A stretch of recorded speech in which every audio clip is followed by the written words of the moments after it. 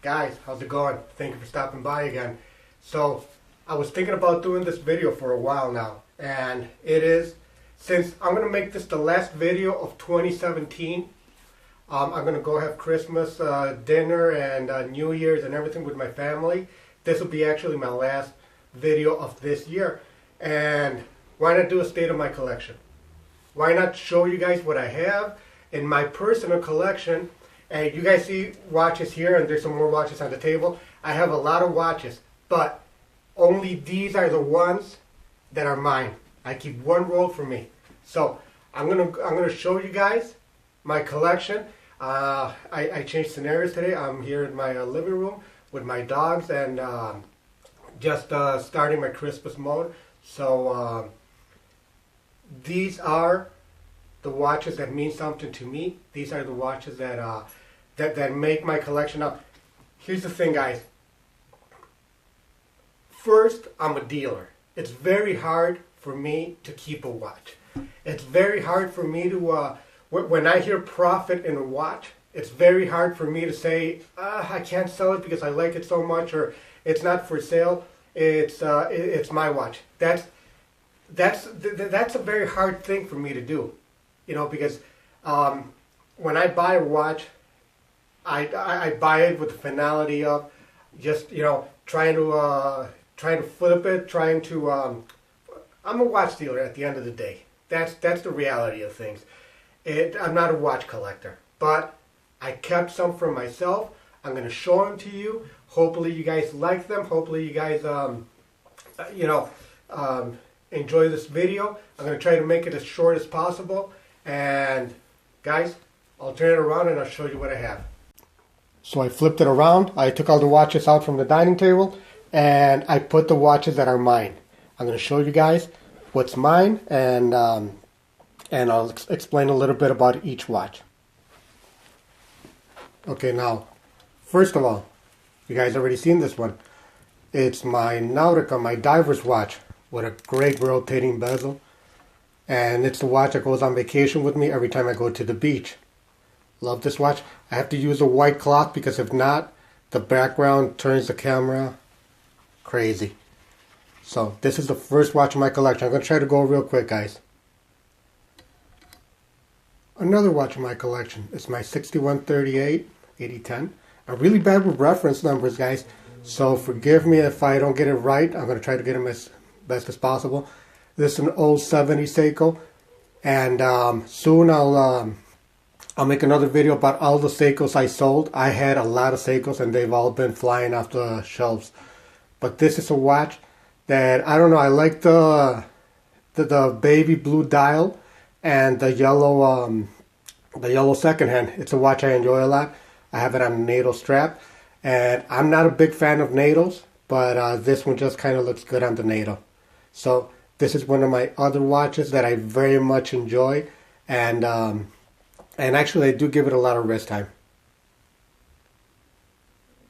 I've showed this watch a lot of times already. It's one of my sweethearts. My wife gave me this watch, and I very much enjoy it. My Seiko Patty, my turtle Patty. I like my SKX a lot, but I like the way it faded. But that one was in the group that got sold. That was one of my personal watches, the SKX, and it had a really nice fade.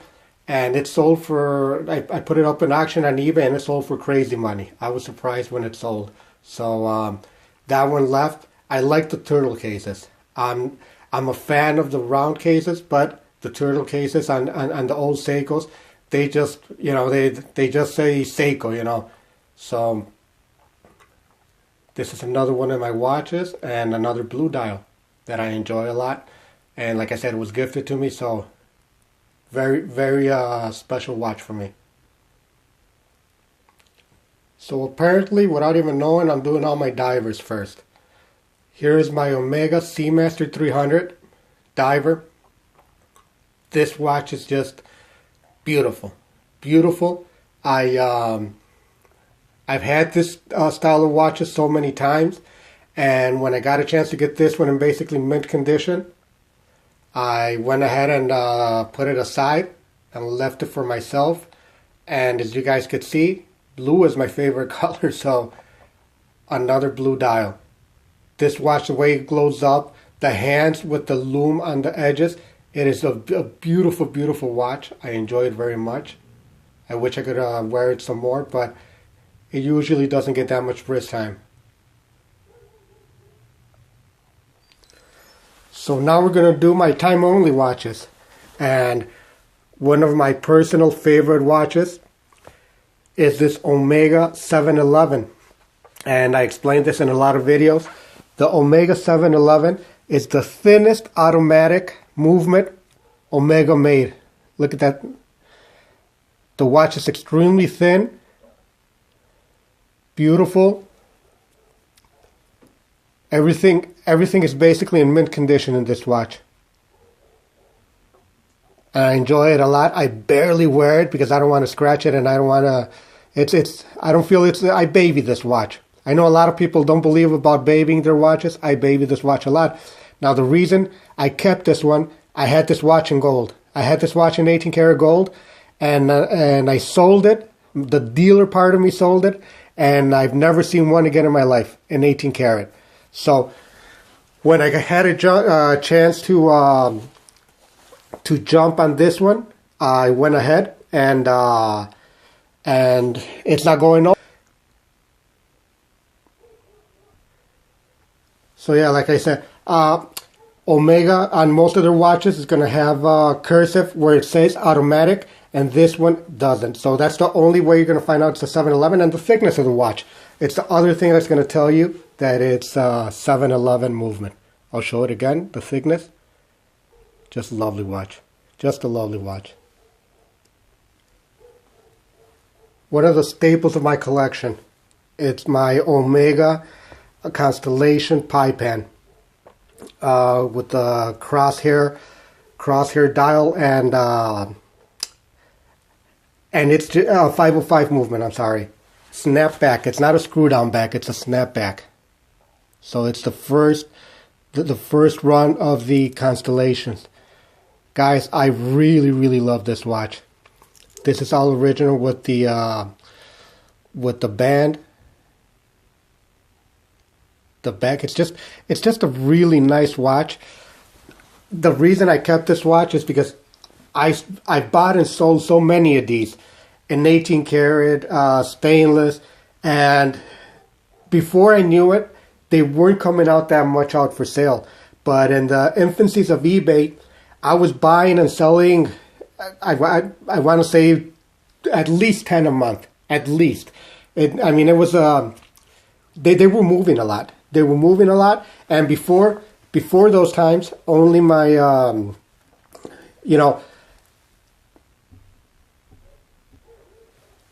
only my customers that would travel from China or from some other place, those were my only customers for these watches. And all of a sudden, I started to selling these a lot, and before you knew it, the price exploded. I couldn't buy them anymore that often. So this one was a good example. I like the dial, and I like the patina. Patina is damaged at the end of the day, and I just like the dial, the way it's spotted. To me, it wasn't a big deal, so I just kept it, and it's one of the staples of my collection. I love this watch, and what can I say? It's all original.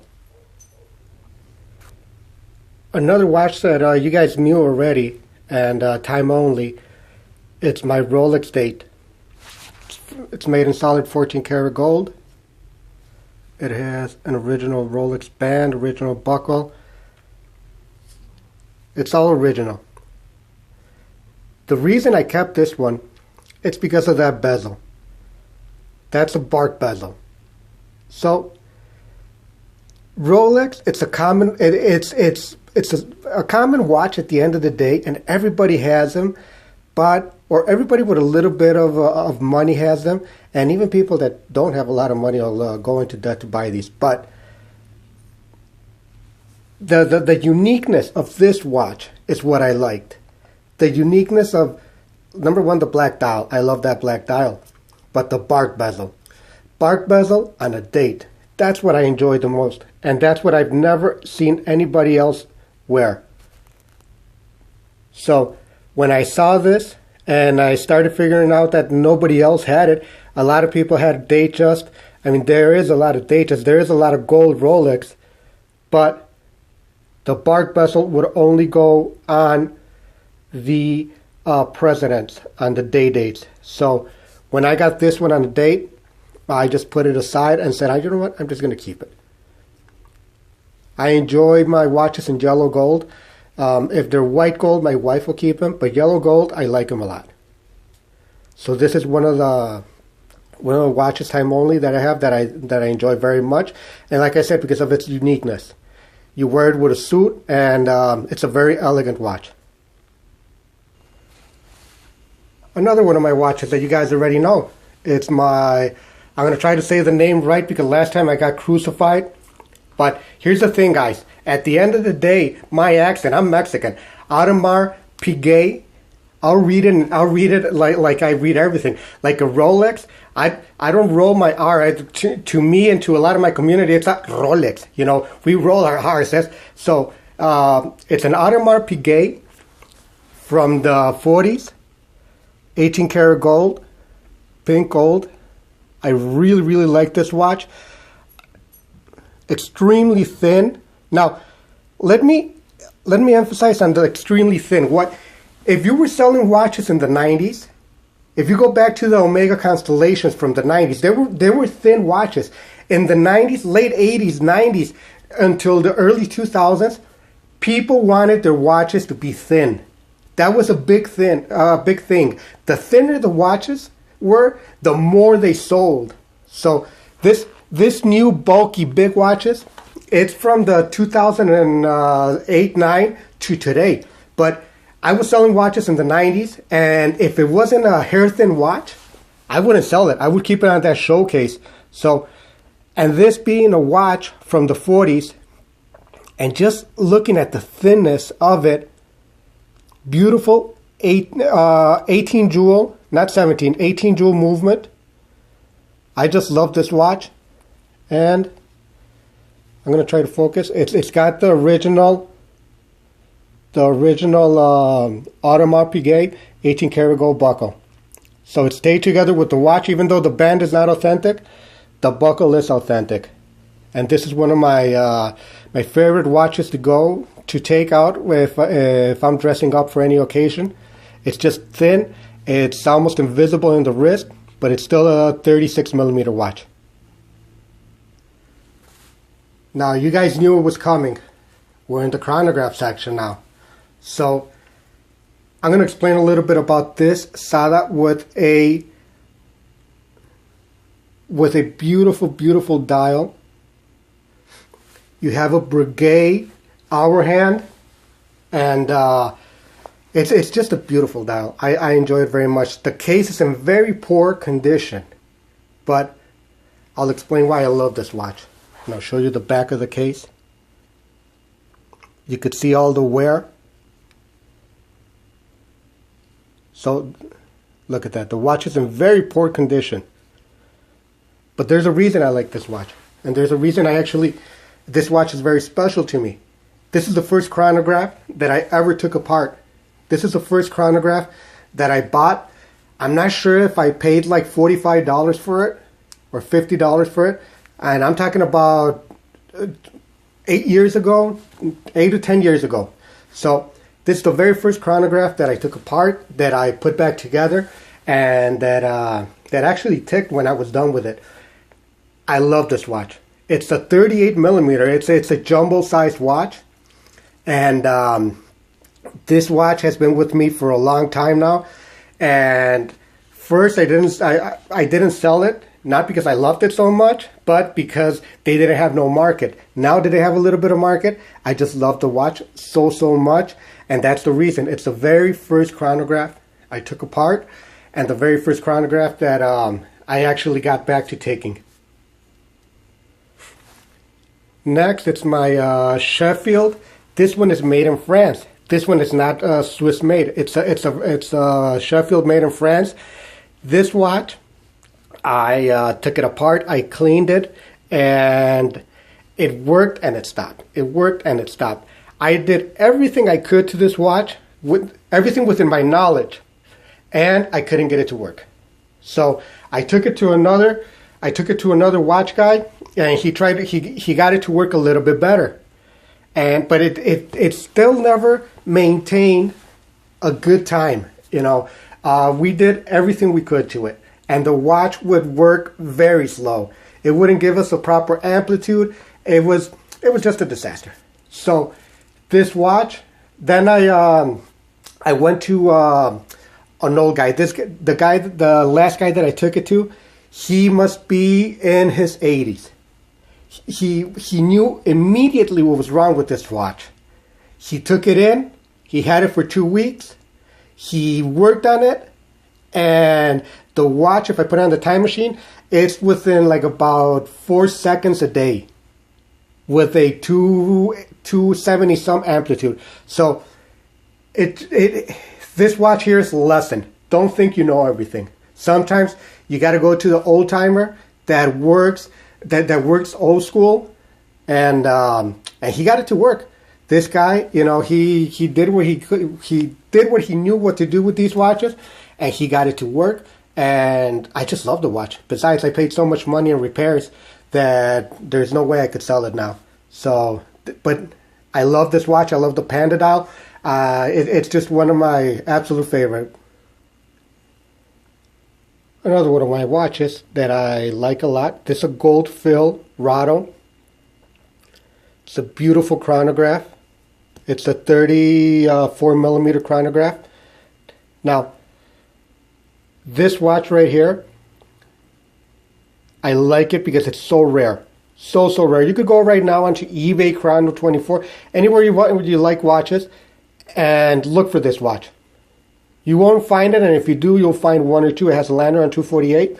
And when I was a kid, and we used to go to vacation, we used to go on vacation to Mexico, my dad would pile up on the Rados and the Mitos, because that's what's sold down there. Anybody that was somebody down there, they would wear a Rado or a Mito. So I actually fell in love with this watch when I saw it, and I got it so cheap, so cheap, that it's just a sin not to keep it. It works so good that it's just absolutely... Yes, you have a little bit of damage between the 4 and 6 o'clock on the dial, but they're old watches, so damage is going to be there. Next is my Tissot, my 34 millimeter Tissot with a Lemania. I forgot the name of the number of that reference. Guys, for me to remember reference, it's really hard, because I have to remember the reference of the movement or the reference of the watch. So I just rather write them down, and they're not that important to me.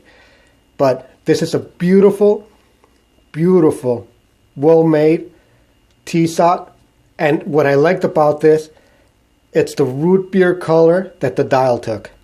If you look at that dial, the bluish on the corners, it's so nice, but the center of the dial,